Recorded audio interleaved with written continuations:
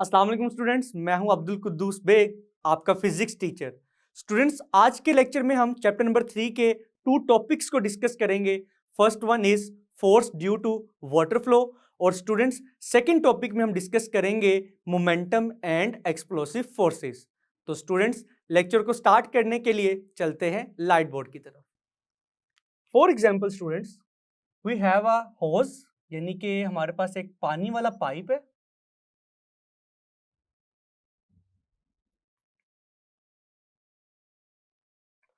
और students, for example, ये पानी की डायरेक्शन है और उसके सामने एक दीवार है। There is a vertical wall in front of the pipe. For example students, हम लिखते हैं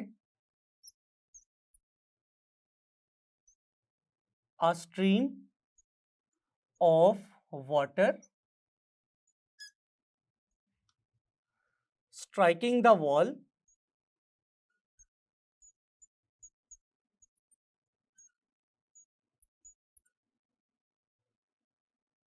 normally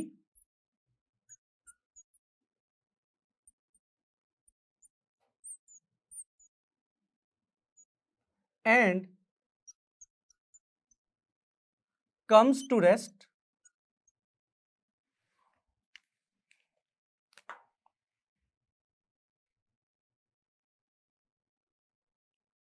after striking the wall।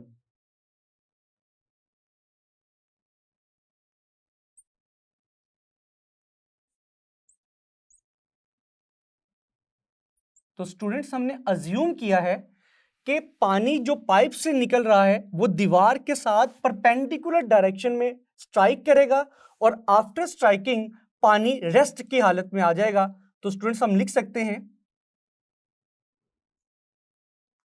Initial velocity of water. For example students, पानी जिस वेलोसिटी से पाइप से निकल रहा है उसको हम अज्यूम करते हैं it is equal to V I, और इनिशियल वेलोसिटी की वैल्यू है स्टूडेंट्स वी। तो स्टूडेंट्स, जैसा कि हमने लिखा, after striking with the wall water comes to rest. तो पानी की फाइनल स्पीड क्या लिखेंगे हम?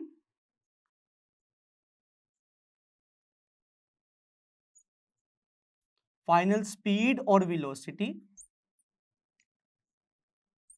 ऑफ वाटर, जिसको हम वी एफ से रिप्रेजेंट कर सकते हैं। और स्टूडेंट्स, इस केस में इसकी वैल्यू है 0।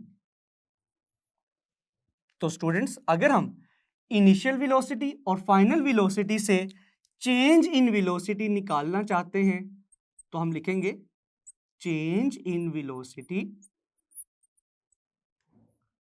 Is equal to final velocity minus initial velocity. तो स्टूडेंट्स, चेंज को हम रिप्रेजेंट कर सकते हैं डेल्टा वी से। और स्टूडेंट्स, फाइनल वेलोसिटी की वैल्यू है 0, इनिशियल वेलोसिटी की वैल्यू है v। तो finally delta v which is the change in velocity किसके इक्वल आएगा स्टूडेंट्स? माइनस v के।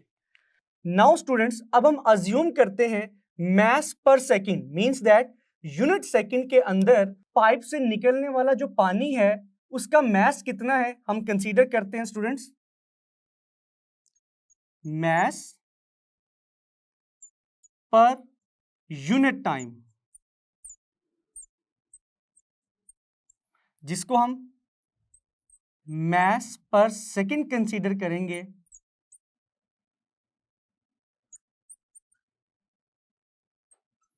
और स्टूडेंट्स, यहां पर इसकी वैल्यू है m divided by t। It is the mass per unit time, जो कि यूनिट टाइम के अंदर मैस की वैल्यू है जो कि पाइप से निकल रहा है। नाउ स्टूडेंट्स, अब हमने इस आर्टिकल के अंदर फोर्स की वैल्यू कैलकुलेट करनी है जो पानी दीवार के ऊपर लगाएगा। तो स्टूडेंट्स, जैसा कि हम न्यूटन सेकेंड लॉ में ये स्टडी कर चुके हैं, the rate of change of momentum of a body is equal to its force. तो स्टूडेंट्स इस फॉर्मूले का रेफरेंस क्या है? From Newton's second law. तो स्टूडेंट्स अगर मैं चेंज इन मोमेंटम को फाइनल मोमेंटम और इनिशियल मोमेंटम के लिहाज से लिखूं तो मैं लिखूंगा students change in momentum is equal to final momentum minus initial momentum divided by time T.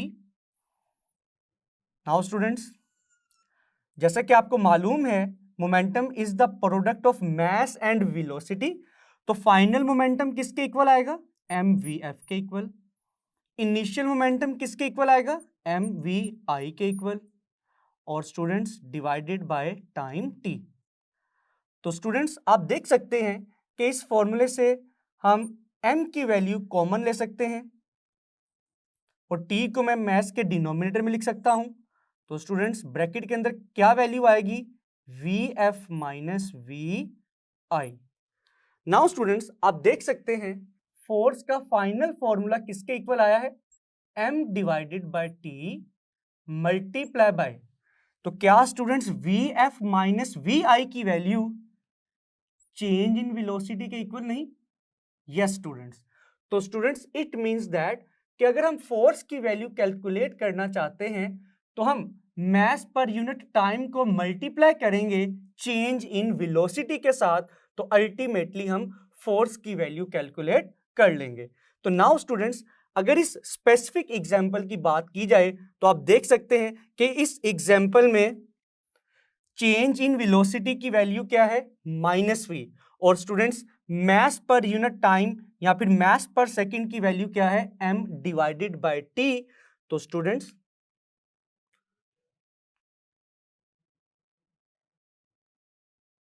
m divided by t को हम एज इट इज लिखेंगे multiply by change in velocity की जगह हम वैल्यू पुट करेंगे which is equal to minus v for this specific example. तो students force का formula आएगा minus m v delta t divided by t. तो students this is the formula of the force. लेकिन students आप देख सकते हैं इस फोर्स का मैग्नीट्यूड तो M V divided by T के इक्वल है, लेकिन इसके स्टार्ट में नेगेटिव साइन है जो कि किसको रिप्रेजेंट कर रहे? This is the reaction force. ये रिएक्शन की फोर्स है जो कि दीवार पानी के ऊपर लगाएगी, लेकिन हमने तो इस आर्टिकल में पानी की फोर्स कैलकुलेट करनी है जो वो दीवार के ऊपर लगाएगा। तो स्टूडेंट्स हम लिखेंगे from Newton's third law, Newton's के तीसरे कानून के मुताबिक हम लिख सकते हैं to every action there is equal but opposite reaction. तो स्टूडेंट्स हम रिएक्शन को रिप्रेजेंट करने के लिए नेगेटिव का साइन यूज करते हैं। तो स्टूडेंट्स अगर ये रिएक्शन की फोर्स है तो students force due to water on the wall किसके इक्वल आएगी? अगर हम इस वैल्यू का नेगेटिव कैलकुलेट करें, मींस अगर इस फॉर्मूला को मैं नेगेटिव के साइन से मल्टीप्लाई करूं तो स्टूडेंट्स आप देख सकते हैं हमारा फाइनल रिजल्ट आएगा F is equal to positive m divided by t multiply by v। तो स्टूडेंट्स ये है final formula force due to water flow का। तो स्टूडेंट्स ऊपर वाले फॉर्मूला में हम लिख सकते हैं this formula is for the force due to the wall on the water. तो स्टूडेंट्स हमने यहां पर क्या किया है? हमने इस फोर्स का नेगेटिव कैलकुलेट किया, मींस इसका अगर ये फोर्स रिएक्शन की फोर्स है तो एक्शन की फोर्स कैलकुलेट करने के लिए हमने इस फोर्स का नेगेटिव कैलकुलेट किया, जो कि force due to water on the wall के इक्वल है। नाउ स्टूडेंट्स, अब हम एक एग्जांपल कंसीडर करते हैं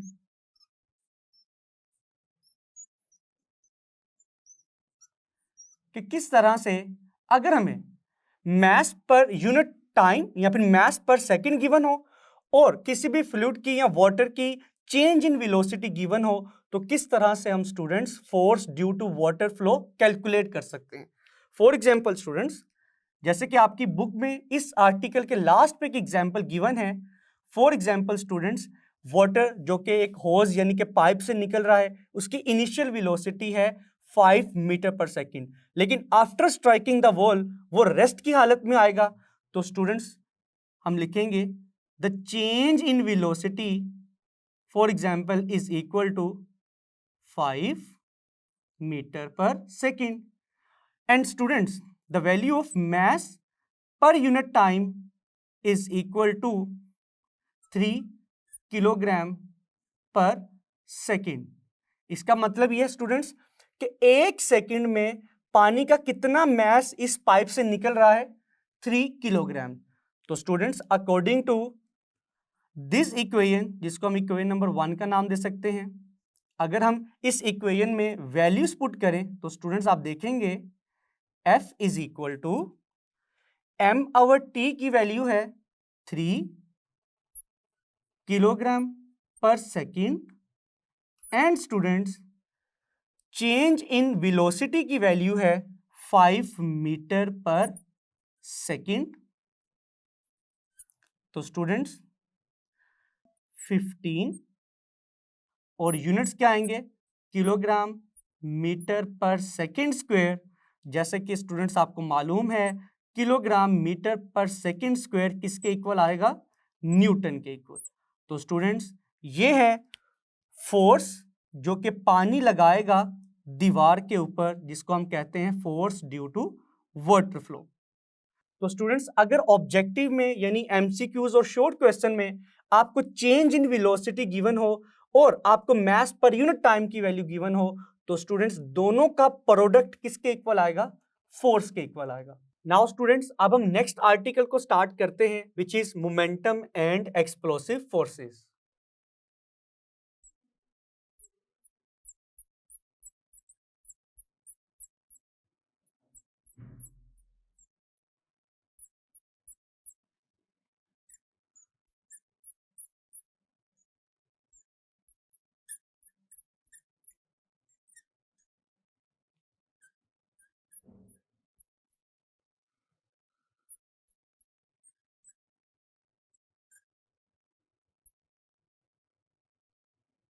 स्टूडेंट्स इस आर्टिकल में हम 2 एग्जाम्पल्स को डिस्कस करेंगे।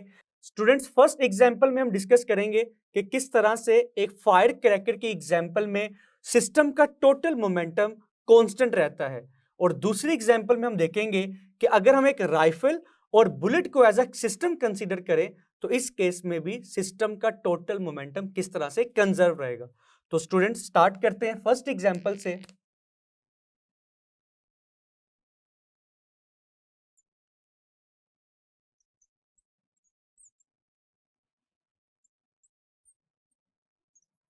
which is the example of a firecracker or a shell.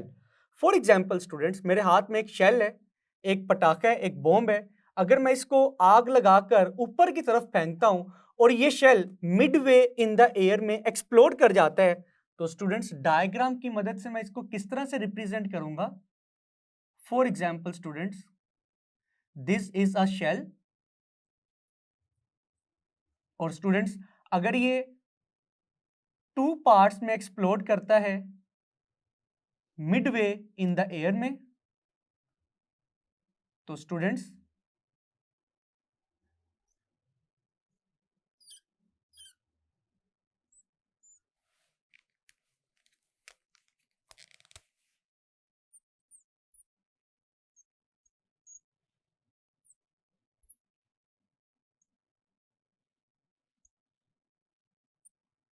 these are the two small fragments of this shell. For example वैसे स्टूडेंट्स रियल लाइफ में ये जो शेल है ये नंबर ऑफ पार्टिकल्स में डिस्ट्रीब्यूट हो जाएगा, लेकिन फॉर सिंप्लिसिटी हम ये कंसीडर कर रहे हैं कि ये शेल सिर्फ 2 फ्रेगमेंट्स में टूट रहा है। तो स्टूडेंट्स अब हम देखेंगे ये क्या सिस्टम का total momentum before explosion equal आता है सिस्टम के टोटल मोमेंटम के आफ्टर कोलिजन। तो स्टूडेंट्स इस केस के लिए हम सिस्टम के मोमेंटम को बिफोर कोलिजन और आफ्टर कोलिजन रिप्रेजेंट करेंगे with the help of vectors. For example students, जैसा कि आप देख सकते हैं डायग्राम में कि शेल वर्टिकली डाउनवर्ड डायरेक्शन में या अपवर्ड डायरेक्शन में मूव करेगा। तो स्टूडेंट्स अगर हम डाउनवर्ड डायरेक्शन कंसीडर करें तो स्टूडेंट्स बिफोर एक्सप्लोजन सिस्टम का टोटल मोमेंटम है फॉर एग्जांपल mv।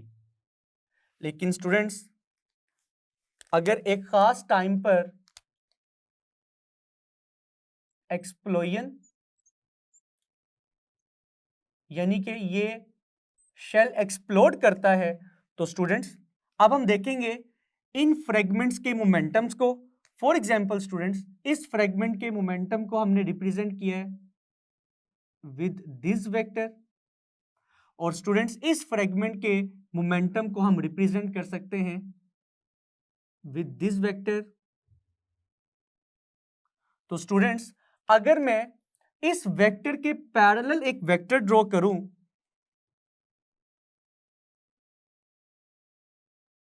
तो फॉर एग्जांपल स्टूडेंट्स अगर इस फ्रेगमेंट का मोमेंटम m1 v1 के इक्वल है और दूसरे फ्रेगमेंट का मोमेंटम m2 v2 के इक्वल है तो स्टूडेंट्स जो लाइन मैंने पैरेलल ड्रॉ की है इसका मोमेंटम भी किसके इक्वल आएगा m1 v1 के इक्वल।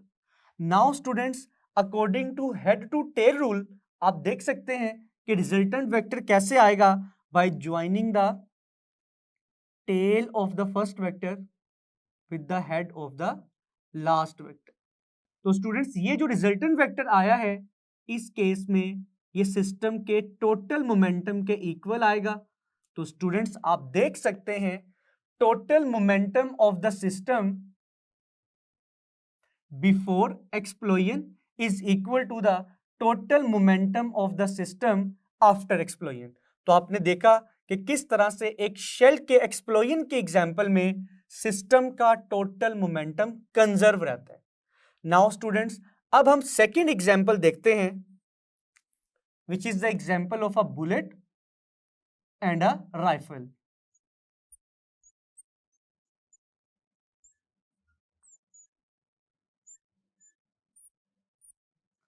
फॉर एग्जाम्पल स्टूडेंट्स हमारे पास एक राइफल है और आपको मालूम है कि राइफल का mass as compare to the mass of the bullet बहुत ज्यादा होगा। तो हम अज्यूम करते हैं mass of rifle is equal to capital M and students mass of the bullet is equal to small m.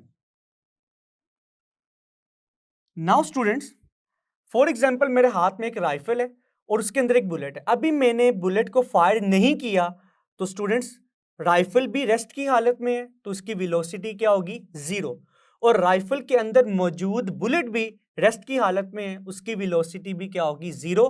तो स्टूडेंट्स हम लिख सकते हैं जैसा कि बिफोर फायरिंग राइफल भी रेस्ट की हालत में है बुलेट भी रेस्ट की हालत में है तो सिस्टम का टोटल मोमेंटम बिफोर फायरिंग किसके इक्वल आएगा 0 के इक्वल आएगा। तो हम लिखेंगे students as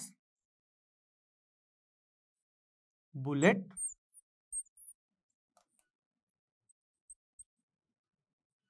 and rifle both are at rest तो स्टूडेंट्स सिस्टम का टोटल मोमेंटम बिफोर फायरिंग किसके इक्वल आएगा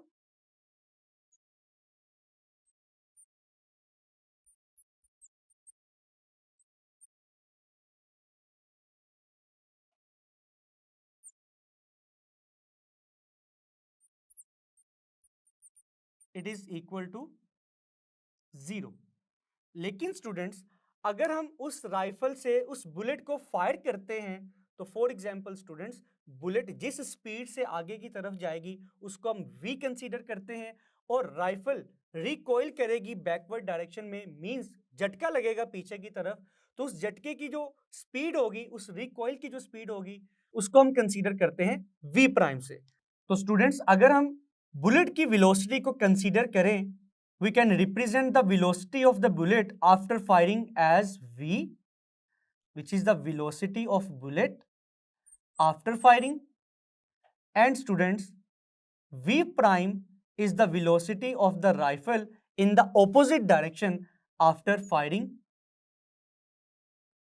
तो स्टूडेंट्स बुलेट और राइफल का मोमेंटम किसके इक्वल आएगा?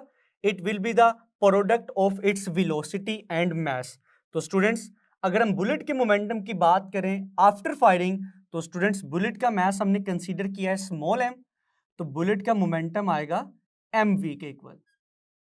सिमिलरली स्टूडेंट्स अगर हम राइफल के मोमेंटम की बात करें तो राइफल का मोमेंटम आएगा स्टूडेंट्स mv प्राइम के इक्वल। तो स्टूडेंट्स अगर हम सिस्टम के टोटल मोमेंटम की बात करें तो स्टूडेंट्स सिस्टम का टोटल मोमेंटम इन दोनों मोमेंटम्स के सम के इक्वल आएगा। तो स्टूडेंट्स ये है सिस्टम का total momentum after firing. Now students अगर हम यहां पर law of conservation of linear momentum को अप्लाई करें, जिसके मुताबिक हम लिखेंगे total momentum of the system before firing is equal to the total momentum of the system after firing. तो स्टूडेंट्स बिफोर फायरिंग सिस्टम का टोटल मोमेंटम किसके equal है? 0 के इक्वल, और आफ्टर फायरिंग सिस्टम का टोटल मोमेंटम किसके equal है? mv plus mv prime. Now students अगर हम mv को इक्वल की दूसरी तरफ शिफ्ट करें तो स्टूडेंट्स हम लिखेंगे minus mv is equal to mv prime. तो स्टूडेंट्स अगर हम यहां से v प्राइम की वैल्यू कैलकुलेट करें तो स्टूडेंट्स v प्राइम किसके इक्वल आएगा? Minus mv divided by capital M, which is the mass of the rifle. Now students अगर हम इस फॉर्मूला को एनालाइज करें तो इस फॉर्मूला से हमें क्या इंपॉर्टेंट इंफॉर्मेशन मिलेगी? तो स्टूडेंट्स आप देख सकते हैं mass of the rifle and the velocity of the rifle after firing both are inversely proportional to each other. It means that as compared to the mass of the bullet, mass of the rifle बहुत ज्यादा है। तो students similarly as compared to the velocity of the bullet after firing, rifle की velocity as compare to the velocity of the bullet बहुत कम होगी, ताकि system का टोटल मोमेंटम क्या रहे? कंजर्व्ड रहे। और स्टूडेंट्स यहां पर नेगेटिव साइन क्या चीज शो कर रहा है कि अगर बुलेट फॉरवर्ड डायरेक्शन में मूव करेगी तो राइफल का रिकॉइल बैकवर्ड डायरेक्शन में आएगा, जिसको हम रिएक्शन कंसीडर कर सकते हैं। तो स्टूडेंट्स आपने देखा कि किस तरह से शेल के केस में और बुलेट एंड राइफल की एग्जाम्पल के केस में सिस्टम का टोटल मोमेंटम कंजर्व रहता है। स्टूडेंट्स मैं उम्मीद करता हूं कि आज के दोनों टॉपिक्स आपको बहुत अच्छे से समझ आए होंगे। इनको अच्छे से प्रिपेयर कीजिएगा। मिलते हैं नेक्स्ट लेक्चर में। अल्लाह हाफिज।